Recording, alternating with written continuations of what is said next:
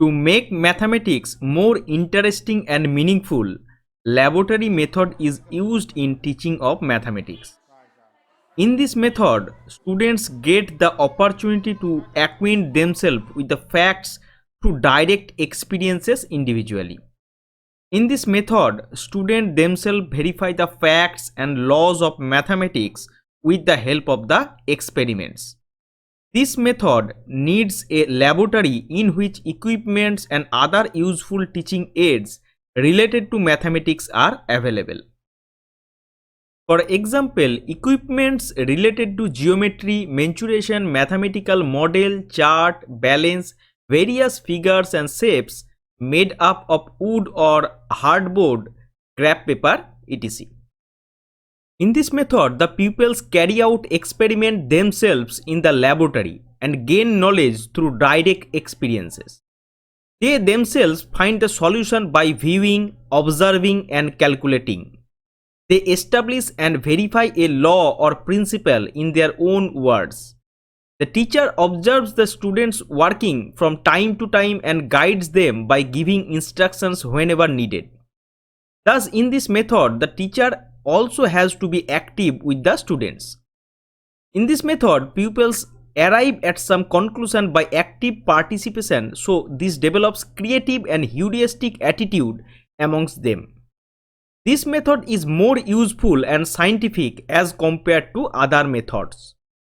The success and effectiveness of the experiments in laboratory depend upon the ability, capacity and intelligence of both teacher and student. Proof of Pythagoras theorem by laboratory method.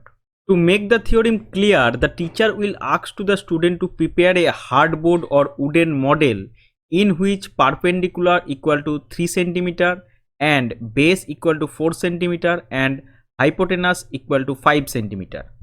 The students will make a model related to the theorem according to the given measures.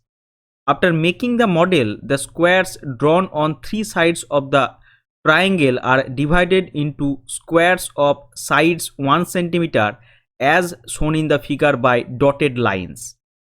In this way, the students will observe the squares drawn on perpendicular, base and hypotenuse. Now, the number of squares on base ABGF is equal to 16. Number of squares on perpendicular AGEC is equal to 9 and number of squares on hypotenuse PCHI is equal to 25. To make the experiment more interesting, a creative and effective teacher can tell students to cut squares drawn on perpendicular and base and then arrange these on hypotenuse BCHI by cutting them separately. In this way, by observing themselves, students can draw this conclusion that number of squares drawn on hypotenuse is equal to 25. Number of squares drawn on perpendicular and base is equal to 9 plus 16 equal to 25. On the basis of direct observation and experiences, student can draw this conclusion and can understand the theorem with the help of experiment. Thus, the conclusion drawn is hypotenuse square is equal to perpendicular square plus base square. We can apply laboratory method while teaching some of the interesting topics of mathematics, such as derivation of the formula for the circumference of a circle, area of a circle, area of a square, rectangle, parallelogram and trapezium, area of triangle, right angle triangle, isosceles right angle triangles, total surface area of cone, cylinder, volume of a sphere, volume of a cone, expansion of identities such as a plus b whole square, a minus b whole square, a plus b plus c whole square, and verification of properties of certain geometrical figures like parallelogram, rhombus, etc. Like angle sum property in a triangle, congruency postulates, theorems relating to triangles, circles and transversal properties. Now, the merits of laboratory method. This method is based on the principle of learning by doing. This method is psychological as we proceed from known to unknown. It is based on the student's self-pacing. It helps in making clear certain fundamental concepts, ideas, etc. It develops the self-confidence and teaches the students the dignity of labor. The children learn the use of different equipments which are used in laboratory.